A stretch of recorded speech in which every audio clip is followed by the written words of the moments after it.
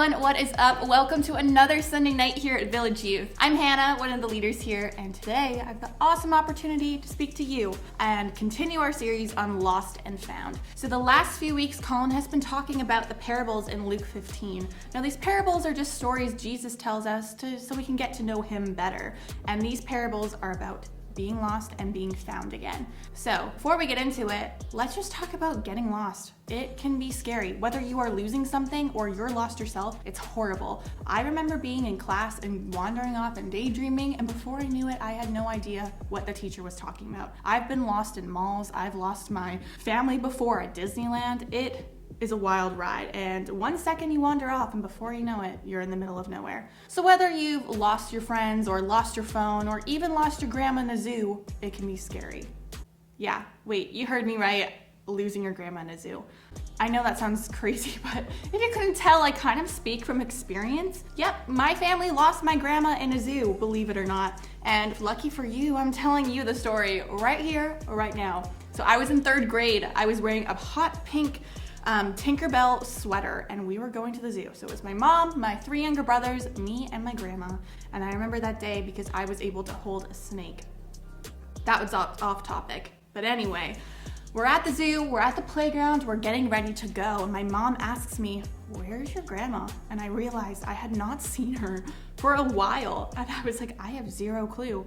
So we looked all over the place for my grandma. We're like, where did this old lady go? I mean, she can't go that fast. She was in her 70s at the time. She didn't want a cell phone, so we had no way of getting a hold of her. Eventually, we went to security, and there was this room with all the TVs around where you could see all the animal habitats. It was actually really cool. Anyway, she stuck out like a sore thumb at that zoo.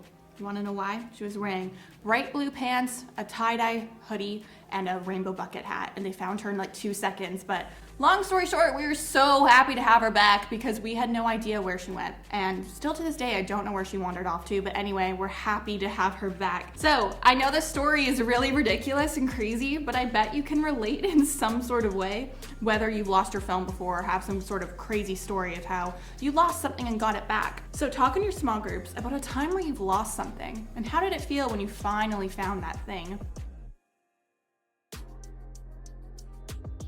Okay, so we all have silly or weird stories of the time we lost something, but sometimes losing things can actually really be heartbreaking because when we lose something valuable that really matters to us, it's so hard. Over the last few weeks, like I said, we've been talking about losing something and be found again, specifically when we wander away from God and when God finds us again.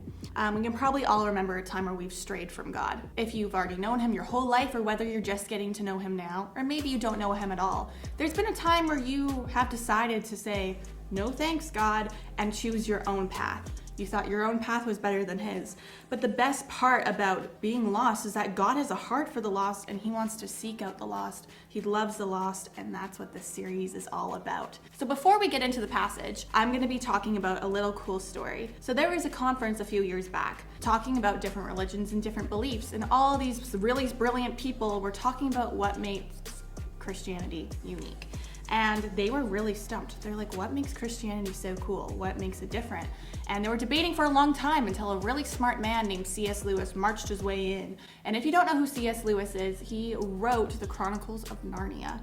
But he's also a really, really smart guy. So he walked in and he's like, what's all the ruckus about? They told him what was happening, and he responded with, that's easy. It's Jesus's grace.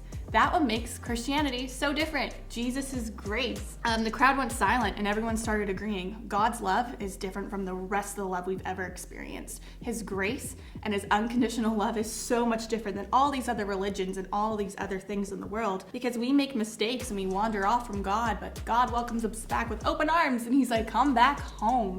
So he is forever caring, and that's what makes God so different. So today we are diving into Luke 15, and we're talking about the prodigal son. So this story is a parable, which is a story that Jesus tells about a son who got money from his father, left home, and spent it all on wasteful things. But before we finish the story, I'm just gonna start reading it here.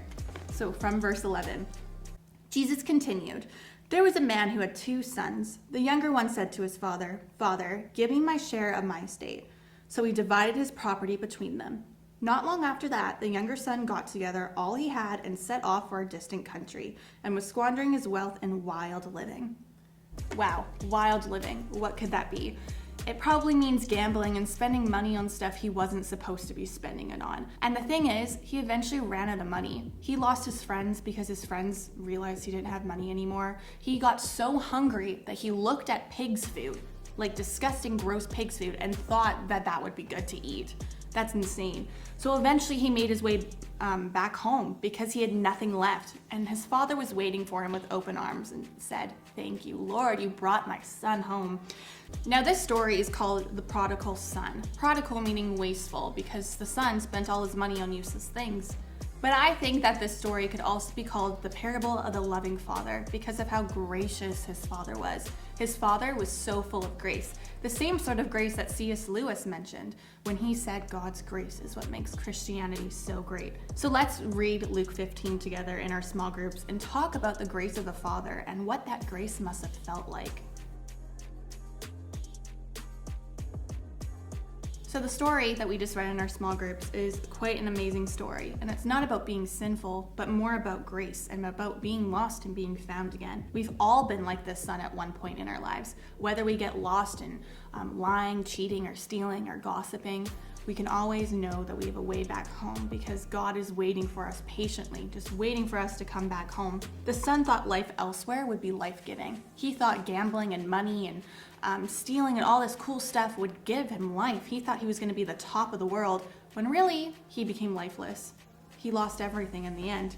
He lost himself in the process. However, the emphasis on the story is not the son's wild living, but the grace of the Father. The Father represents the heart of God. Jesus holds a love for undeserving people, for people who make mistakes day in and day out. So his son comes back with nothing. He just spent all his money. He was going on with wild living. But his father was so happy to see him. He says, "For this son of mine was dead and is alive again. He was lost and is found." So they began celebrating. They celebrated when the son came home. Isn't that amazing? That heart that the Father has is just like Jesus's. When you wander off, if you don't know him, if you're still getting to know him, or you wander off from God and you're like, "I don't know who this guy is, I'm choosing not to follow his plan," God's patiently waiting for you. He's so excited for when you come back home. This story is a great picture of our loving God and how he always wants you back. He's patiently waiting for you. He's lovingly waiting for your return and welcoming you back home. We get lost a lot in our life, but when we're lost, Jesus says, "I'm the way." When we ignore God, Jesus says, "I am the truth."